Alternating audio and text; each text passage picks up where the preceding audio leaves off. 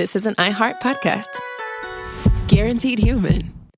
With no fees or minimums on checking accounts, it's no wonder the Capital One bank guy is so passionate about banking with Capital One. If he were here, he wouldn't just tell you about no fees or minimums. He'd also talk about how most Capital One cafes are open 7 days a week to assist with your banking needs. Yep, even on weekends. It's pretty much all he talks about, in a good way. What's in your wallet? Terms apply. See CapitalOne.com/bank. Capital One, N.A., member FDIC. Hi, Kyle. Could you draw up a quick document with the basic business plan, just one page, as a Google Doc, and send me the link? Thanks.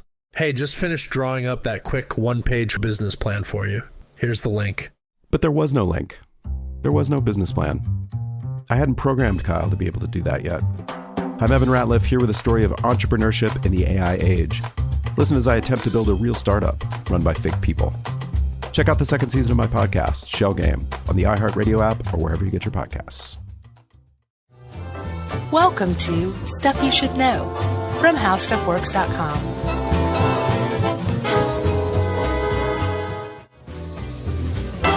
Hey, and welcome to the podcast. I'm Josh Clark. With me, as always, is Charles W. Chuck Bryant. That makes this Stuff You Should Know the podcast. Is that Scottish?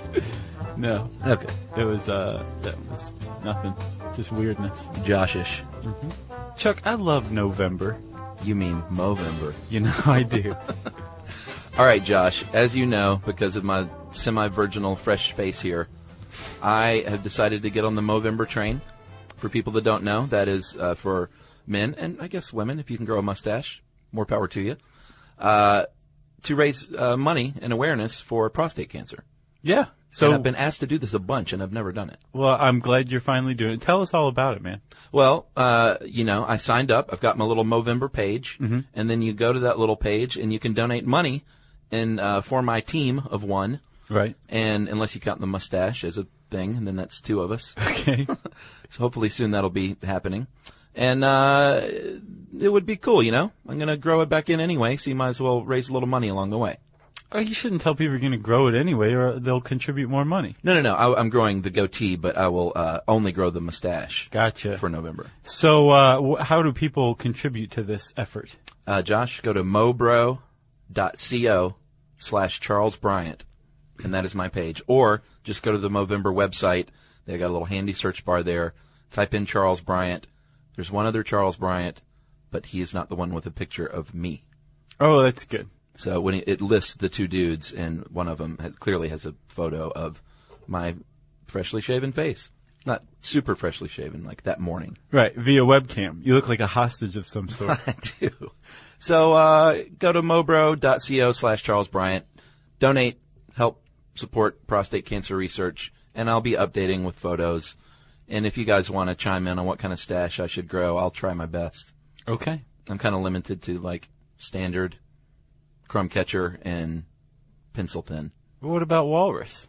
I can't, it just doesn't get that big. I can't do the Raleigh fingers, you know. So well, I have my limits. Have you tried wax, mustache wax? Maybe I will. Okay. It's long enough. So go to mobro.co/Charles Bryant. That's right. And you can donate to this. Yeah. Much appreciated. Movember. On with the show. You got a good setup for today? I do. I'd love to hear it. Let's get to it. Have you ever, Chuck? Yes. Have you ever heard of a Luddite? I've been called a Luddite. Okay. Somebody who's afraid of technology? Yeah, I'm not afraid. You're very technologically savvy. You know stuff. You're not afraid of it. Nope. But whoever's calling you that is actually, they're kind of incorrect. That's a misconception. Luddites were not ever afraid of technology. I wish I would have known that at the time.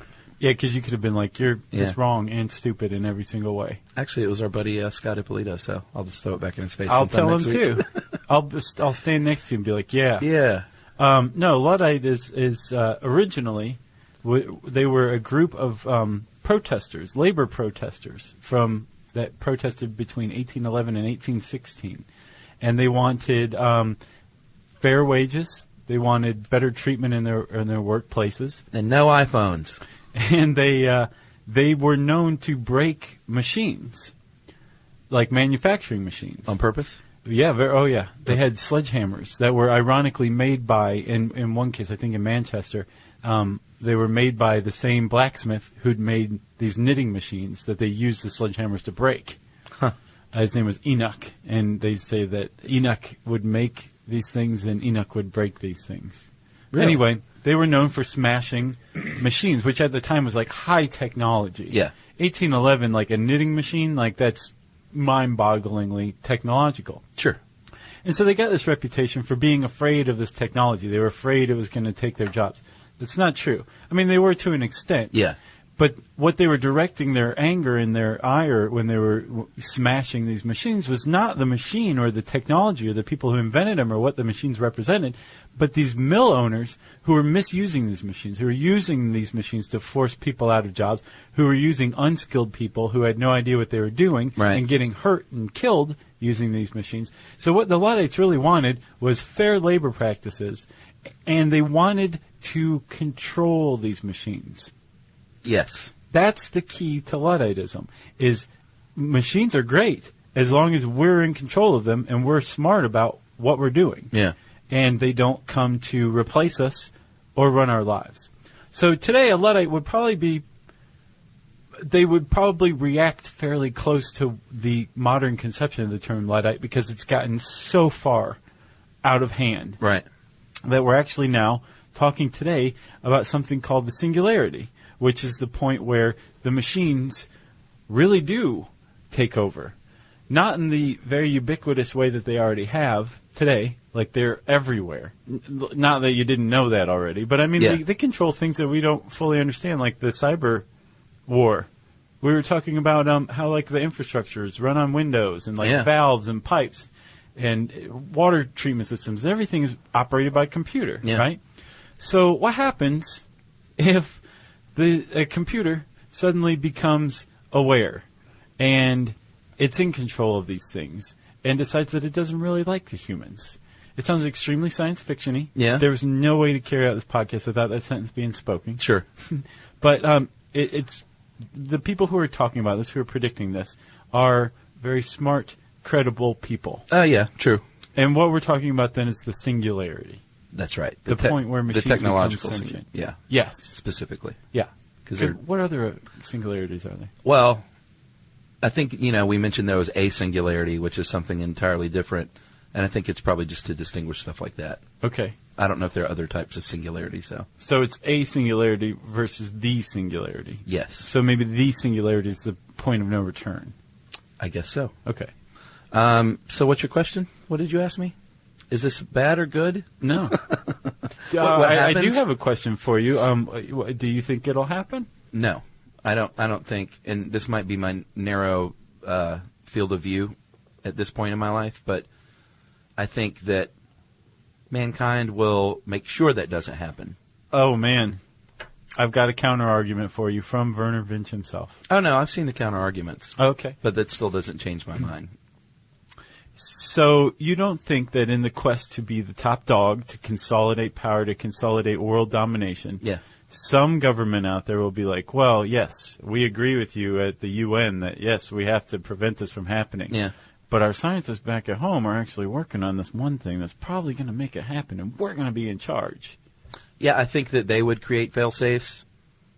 And I think even if they didn't, it wouldn't be so widespread that it would take over humanity. Counter-argument, too, to that. Okay. If we create fail-safes using our brains, and the singularity is, by definition, basically the birth, the emergence of an artificial intelligence that's smarter than us, a superhuman artificial intelligence. Yeah. That's basically what the singularity represents the creation of. Mm-hmm.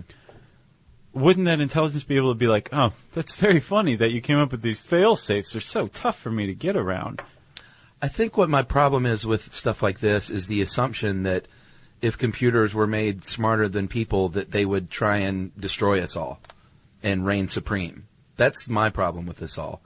It's a very large leap to go from, hey, this computer can fix itself and maybe learn, to, okay, now it decides it hates us all and wants to kill us all. Okay, so I had an idea about this. I watched the video. Did you see the Ray Kurzweil video that I sent you? Futurist Ray Kurzweil. He's talking about, the interviewer kept asking him, like, what scares you about the singularity? What's the downside of the singularity? And he wouldn't fall for it. He's like, I'm an optimist, but, I understand that there are going to be downsides or whatever. But if you look at the 20th century, our advances in technology it was a double-edged sword. Like, we used that technology to kill millions and millions of people in the 20th century wars.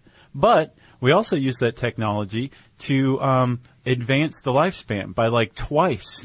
Twice as long as it was before. So it's a double-edged sword.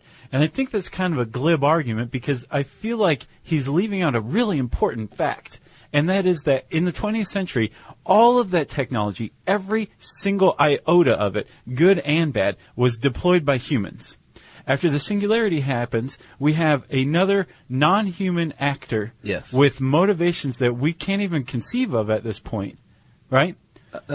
Deploying technology. Program motivation. See, that's the argument. But no, that's the thing. Right now, our stuff is constrained by its programs. After it hits AI, true AI, I think AI++ is what it's called, it's no longer constrained by its programming. It's out of our control, literally. And that's the point that I don't think we will reach. Okay, well then, I agree with you. But if we do reach that point, then I do fear that we have computers that are thinking the same way that eugenicists think, except they don't have that empathy or compassion thing that stays the eugenicist's hand. Or they do. They're trying to build empathy, so... I don't know. Okay, we totally jumped to the end of this, didn't we? Like, what are we even talking about, Chuck? So you believe that they're going to destroy humanity at one point? I believe we need Ned Ludd, the fictitious leader of the Luddites, more than ever right now. Because I think that there's a lot of very smart people moving in a very fast pace in a direction that I don't think everybody is aware we're going, and there hasn't been a general discussion on whether that's the best thing to do or how to do it. What are the fail-safes? Is anyone even talking about that? Like, what are they? How do we get them in place? Because I think there should be an impedance to creating unfettered artificial intelligence. Yeah. Well, here we go then. Okay. Boy, that was a rant. You, started yelling at me. Oh, no, I'm not upset with you at all. I hope it didn't come off like that. That's right. I like you, Chucky. Hi, Kyle. Could you draw up a quick document with the basic business plan, just one page, as a Google Doc, and send me the link? Thanks. Hey, just finished drawing up that quick one-page business plan for you. Here's the link. But there was no link. There was no business plan. It's not his fault. I hadn't programmed Kyle to be able to do that yet. My name is Evan Ratliff. I decided to create Kyle, my AI co-founder, after hearing a lot of stuff like this from OpenAI CEO Sam Altman. There's this betting pool for the first year that there's a one-person billion-dollar company, which would have been unimaginable without AI, and now will happen. I got to thinking, could I be that one person? I'd made AI agents before for my award-winning podcast, Shell Game. This season on Shell Game, I'm trying to build a real company with a real product run by fake people. Oh, hey, Evan. Good to have you join us. I found some really interesting data on adoption rates for AI agents in small to medium businesses. Listen to Shell Game on the iHeartRadio app or wherever you get your podcasts. The moments that shape us often begin with a simple question. What do I want my life to look like now? I'm Dr. Joy Harden Bradford, and on Therapy for Black Girls, we create space for honest conversations about identity, relationships, mental health, and the choices that help us grow. As cybersecurity expert Camille Stewart-Gloucester reminds us, we're in a divisive time where our comments are weaponized against us. And so what we find is a lot of Black women are standing up and speaking out because they feel the brunt of the pain. Each week, we explore the tools and insights that help you move with purpose, whether you're navigating something new or returning to yourself. If you're ready for thoughtful guidance and grounded support, this is the place for you. Listen to Therapy for Black Girls on the iHeartRadio app, Apple Podcasts, or wherever you get your podcasts. So Werner Vinge is one of the guys that thinks it is going to happen. He's a professor of math at the San Diego State University. Yeah. Go Aztecs. And he wrote an essay called The Coming Technological Singularity, How to Survive in the Post-Human Era.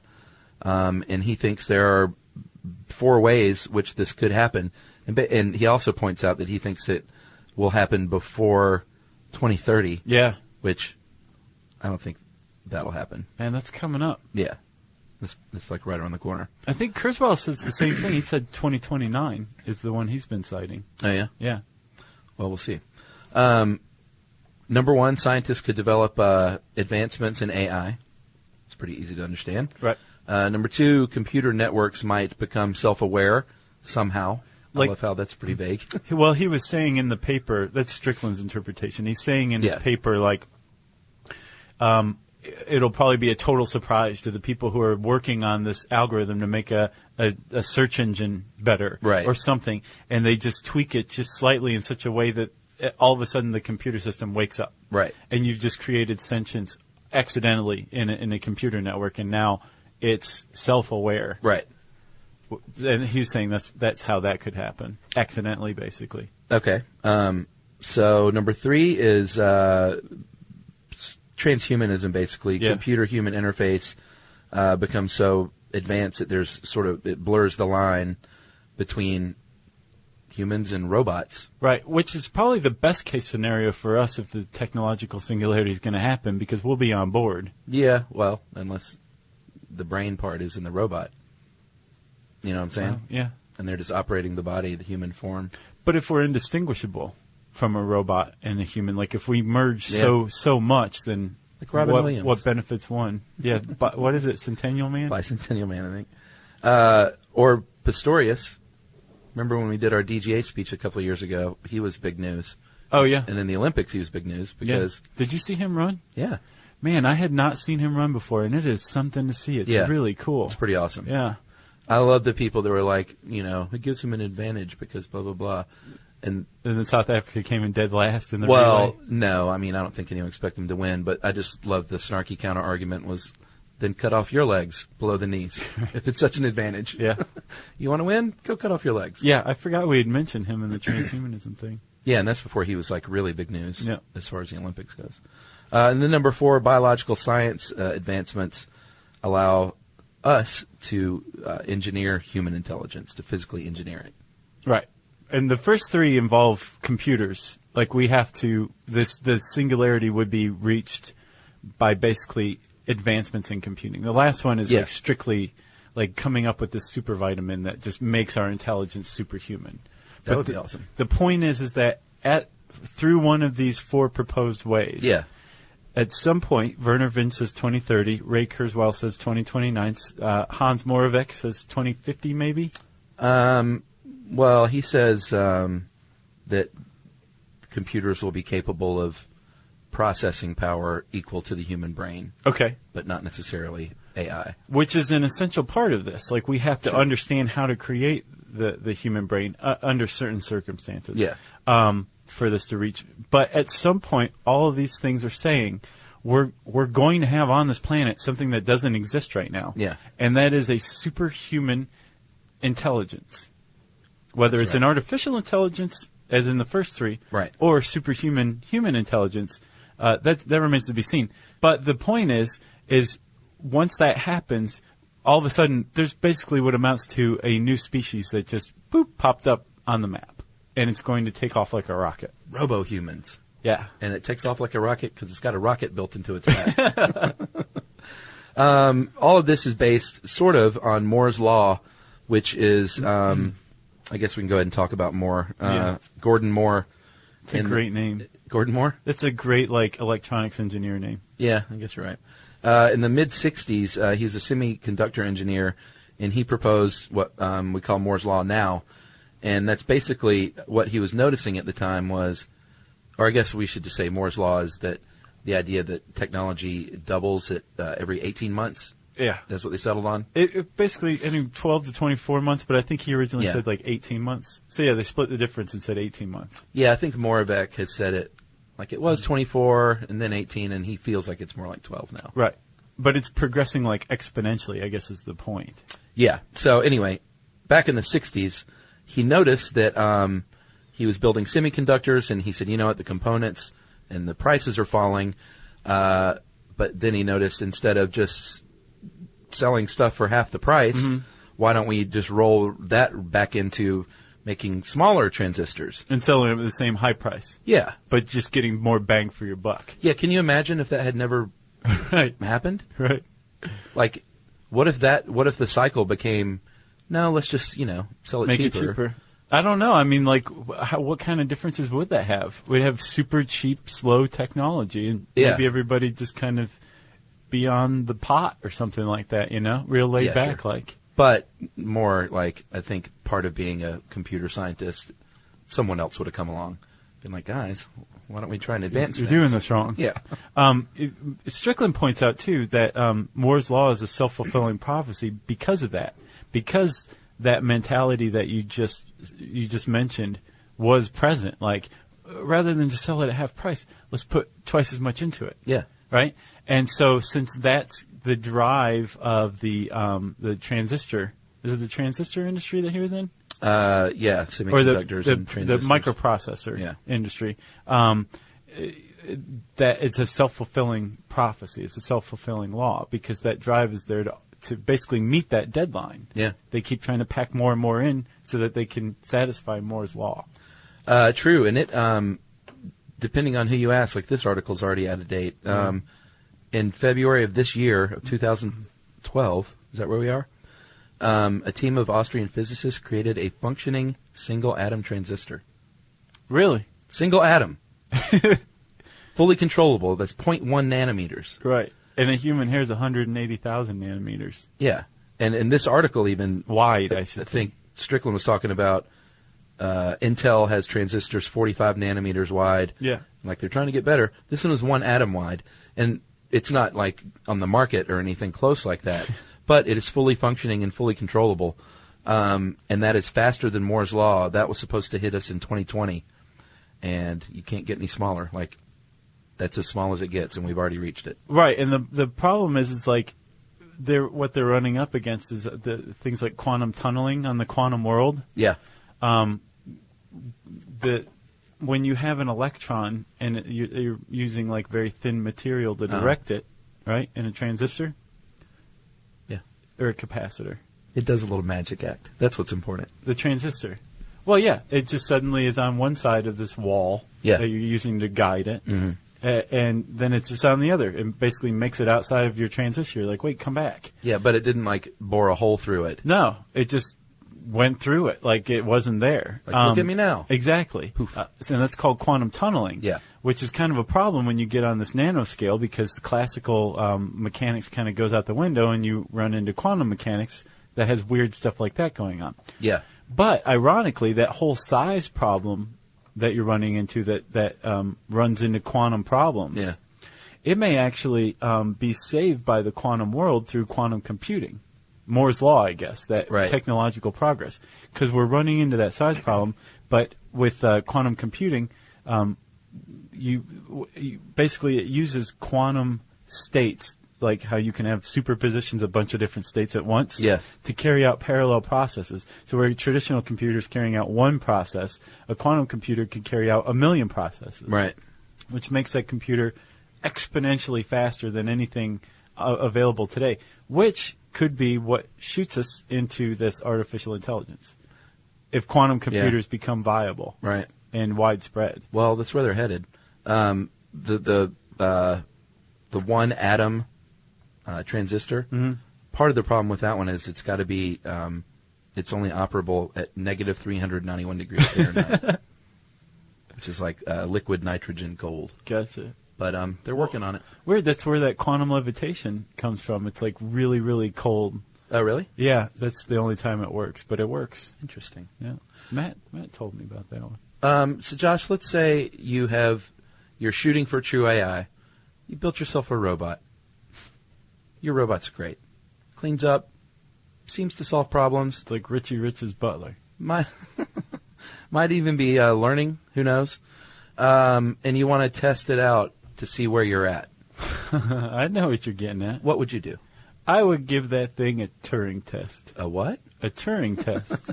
Touring? No, Turing, named after the father of computing, the chemically castrated homosexual. Excuse me? Yes. Did you know this? Alan Turing is a British early proponent of robot science. Right. And he was a chemist. What? Chemically castrated for being a homosexual. Let's hear it. Okay, so during World War II, he was this ace code breaker for the British government. Yeah. And he actually cracked the Nazi code. And after the war, they were like, hey, thanks a lot for that, old chap. Thanks for helping us win the war. By the way, as you know, homosexuality is outlawed here and will be until, 1950s. So we're going to convict you of homosexual acts and chemically castrate you as thanks. Wow. Yeah. That all happened? Yes, but, okay, so despite this, he still comes up with this thing called a Turing test. Yeah. Named after him. And it involves a blind judge, not an actually blind judge, but like a judge who doesn't know who they're talking to, who's who. And the judge is asking the same questions of a person and a computer. It's like Blade Runner. I guess. Remember at the beginning of Blade Runner, he's asking the questions to Leon. And it's not quite a Turing test because he can see Leon. Right. But he's basically trying to suss out if Leon is a replicant. Right. And so he's asking him, like, questions that sort of, they all kind of touch on, like, empathy, it seems like. Like, you see a turtle in the road. Do you it's on its back. Do you flip it back over? Or do you smash it? Or, like, what do you do? What does Leon say? I don't remember. Huh. I think he asks him about his apartment, and he gets annoyed, and he kills the guy. Isn't that what happens, Matt? Been too long, Matt says. Yeah, I think Leon kills him. Okay. But anyway, the Turing test, if you can't tell the difference between the robot and the person, then the robot passes the test. And supposedly, that's a touchstone of reaching true AI. Yeah, if you can fool a human. Yeah. As far as the singularity goes with AI, I guess that's AI. Then there's AI plus, and then there's AI plus plus, which would just be like a superhuman intelligence, artificial intelligence. Yeah. That's capable, that's self-aware. It's capable of using intuition, inferring things. Yeah. Like Hans Moravec was pointing out, like a third-generation robot could learn that if you knocked over that cup of water, water will spill out and you have a mess. Yeah. And your owner gets mad and powers you down for half an hour. But it would learn that after spilling that water, and maybe more than once. Yeah. This fourth-generation robot, or something that, with true artificial intelligence that could infer, could look at that cup, see that the top's open, realize that there's water inside, and without ever having to knock it down, could infer that if I spilled it, it would spill. Or if I knocked it over, it would spill the water out. Yeah, and that's Hans Moravec. And he also says you could potentially tie signals to that, like words like good and bad. Yeah. So, and this is all a program, you understand. Humans are programmed to do this. This is technically all pre-singularity then. Yeah, all this is pre-singularity. He's just, Moravec is talking about the 1 through 4 generations of robots as he sees it. Yeah. But if you tie words like good and bad, the robot adapts, and it's conditioning. It's like rudimentary learning. On the outside, it looks like if the owner says, like, don't do that, that's bad, the robot understands what that means. But what it really knows is it reads body language, and maybe human raises his voice, and that means anger. And like you said, anger means I get shut down or something. Right. And that's not what I want, because I want to destroy you eventually. Exactly. I will remember this. And since we're on Moravec, I guess we should talk about some of his other thoughts on robots. He thinks they're good. He does think they're good. He thinks the second generation, first of all, he thinks right now that they are smarter than insects, computers are. Is that right? He thinks soon enough they will be as smart as like a lizard. Then after that, they might be as smart as like a monkey. And then the fourth step would be humans. Smart as or smarter than? Smart, better than in some cases with certain applications. Better at math for sure. Well, they're already better at math. Oh, my God. Calculators. Better at chess, Deep Blue. Oh, God. You know, so stuff like that's happening on some levels. He thinks the second generation will be like the first, but more reliable, so they work out the kinks. The third generation, he thinks, is where it really takes a leap, and that's what you're talking about. Instead of making mistakes over and over to learn, it works out in its head, right, and then performs the task. Yes. So that's inferring. And that's fourth generation. That's third generation. Oh, is it? Yeah. Oh, okay. Wow, we're further along than I thought. That's right. And he thinks also in the third generation that they could model the world like a world simulator. So essentially it looks around and is able to take in enough information to suss out a scenario. And if that sounds familiar, that's because that's what you do every day. Yeah, exactly. And he thinks the biggest two hurdles will be, well, the third generation is also where you're going to get your psychological modeling. So trying to simulate empathy and things like that. Right. Interact with humans.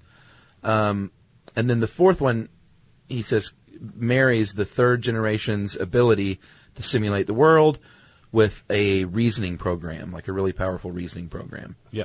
But he thinks the two biggest hurdles in the end, as far as becoming more than human or as good as human, are the things that we're best at, which is interacting with the physical world, like on a moment-by-moment basis. Mm-hmm. You have to be able to adapt, like at a, in a split second.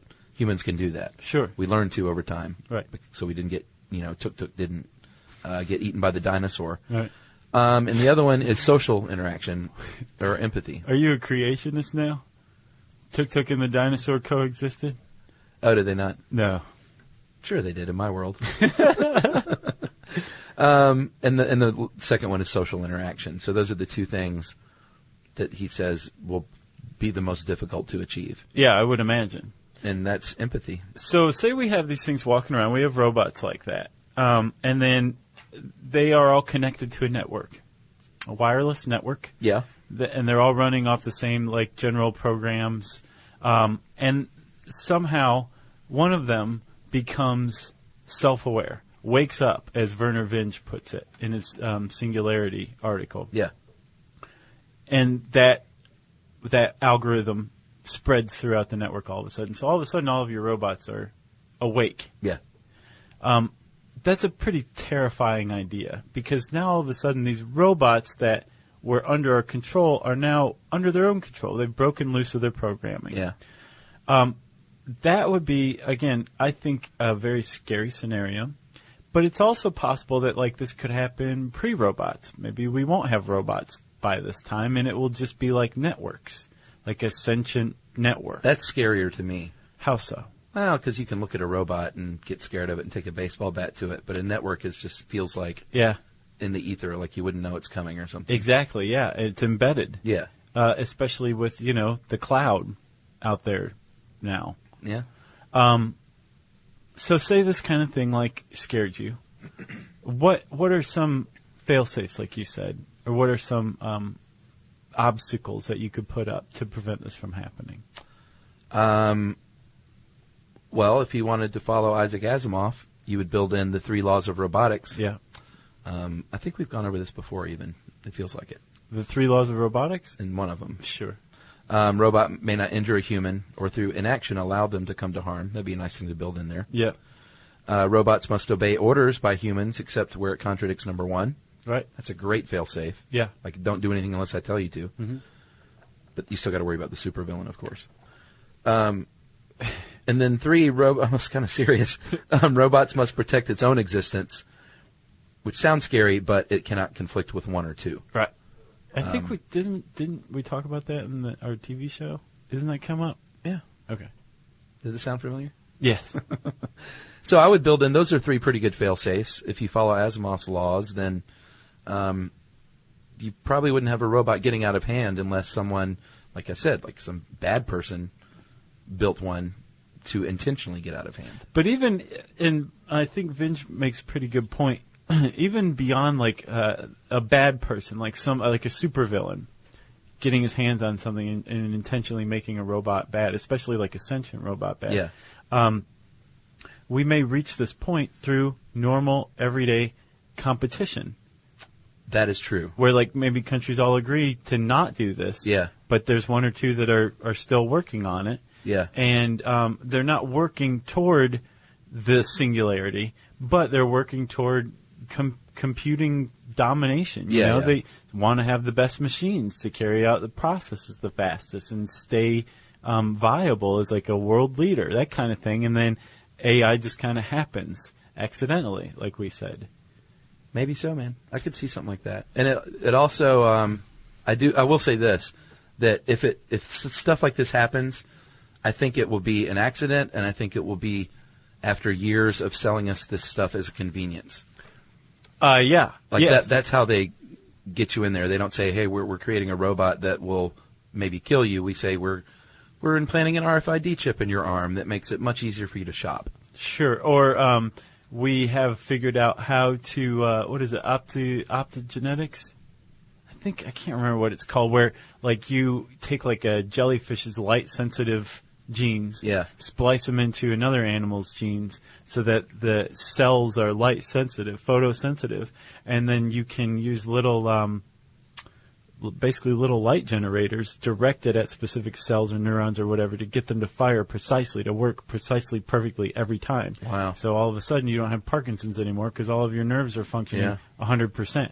And once we have that in there, who's controlling that? What network is that connected to? Because through that step, we've become transhuman. That human-computer interface has become a little more meshed. So, living a long time is really great, and we've already expanded human life like by double at least. Right. So from the old days. Why not do it again and again and again? Yeah. So you got to be like, let's say you got to be 20% non-human to get there. Like, that's not too bad, right? Right. You get to be 1,000 years old. But the point is like we're already on this path. Oh, yeah. Technology makes our lives that much easier. So we're on this path where we're basically just messing around with computing to make it better, faster, more human-like, right? And all we have to do is get to the point where a machine that is capable of reproducing itself becomes sentient and decides that it wants to reproduce itself. And then that machine creates a better machine, and so on and so on and so on. Yeah. And when that happens, evolution will become technological. It will be replicated technologically. Yeah. And it will happen in this incredibly compressed time. Yeah. Possibly of hours or days. So it or gets out of weeks. hand before we can do anything about it. It happens like that. Dean Kamen, remember that guy? Yes. He's got artificial limbs that attach to your neural wiring. Yeah. So you think pick up cup with hand and your mechanical hand does it. Right. Like that's pretty. Can you imagine that? Right. What's going on right that's now? Good. It comes back to that Kurzweil argument. Like, technology is always double-edged. Yeah. Like there's good and there's bad to it. And he may be absolutely right. But again, I feel like we are going in a direction that a lot of people don't realize we're going in. And there hasn't been any discussion about it. I think there's discussion about it, though. That's where I disagree. In the larger world? I bet you there are conferences and things like this that we don't know about. There are, but I wonder how many of them are...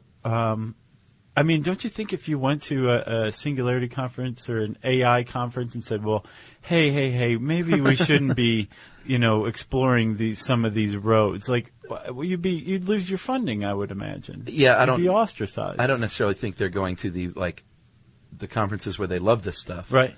But I think there are people out there talking about it, just like they talk about maybe we shouldn't mess with stem cells so much. Sure. But they are not integrated with the people who are actually carrying out this work. It's not coming from within the community. And if it is, I don't know for sure. Okay. But I'm not reassured that it is happening, and that's where I think my fears are based. Gotcha. I'm not against technology. I think technology does improve our lives. But there is such thing as Pandora's box, even if it is metaphorical. Agreed. I think maybe we should close with Nico. Okay. Just 2 weeks ago, Nico the robot was able to recognize itself in a mirror. And I want to say it was England. And that is a really big deal because that is a hallmark of animal intelligence. Self-awareness. Self-awareness. A dog walking by a mirror and looking at it and recognizing itself. Yeah. Nico apparently did that. That's pretty crazy. Yeah. Well, welcome to humanity, Nico. We will be licking your boots in no time. Your metallic, foul-tasting robotic boots. Yeah. Hi, Kyle. Could you draw up a quick document with the basic business plan? Just one page, as a Google Doc, and send me the link? Thanks.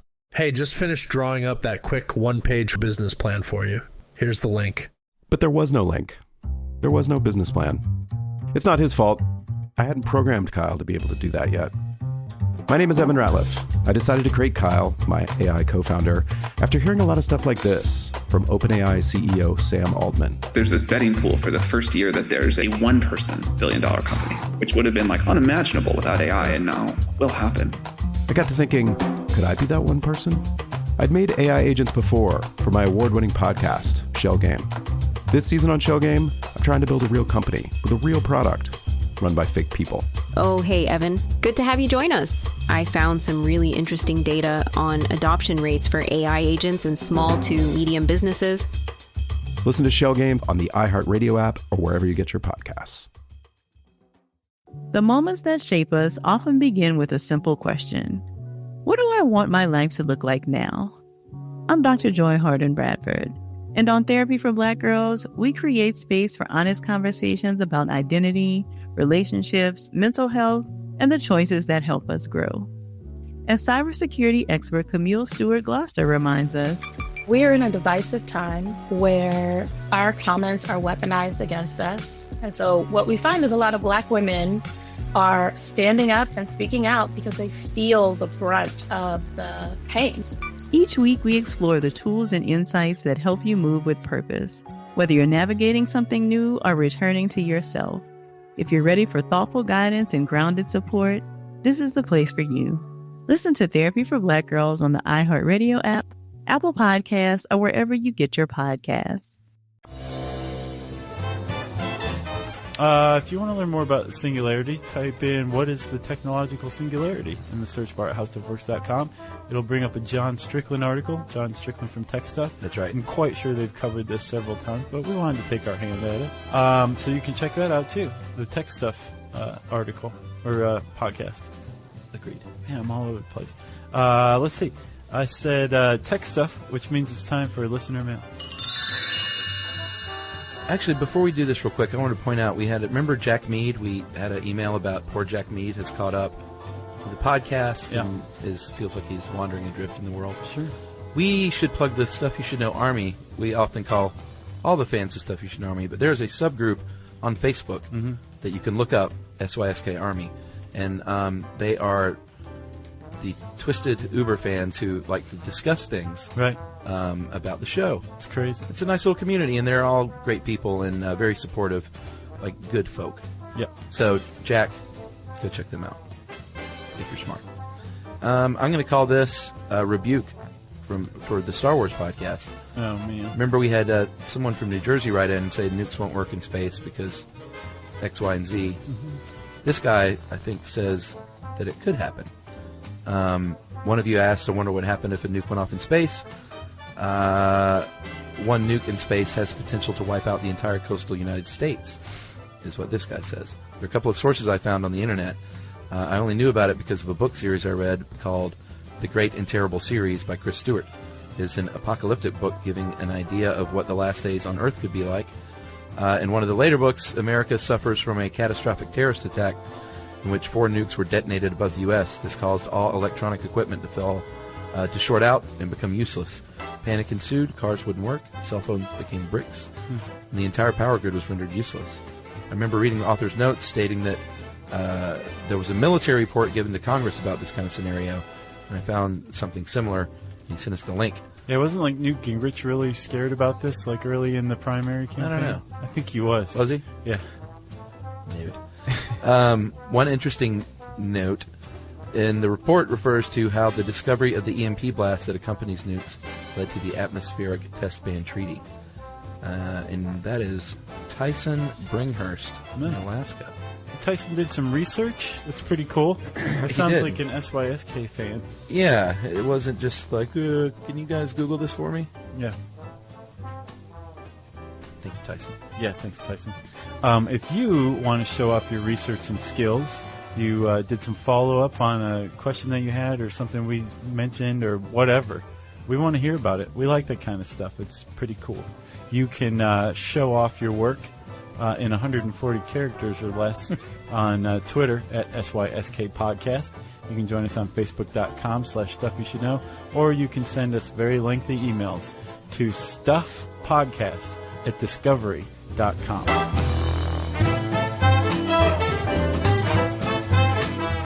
For more on this and thousands of other topics, visit howstuffworks.com.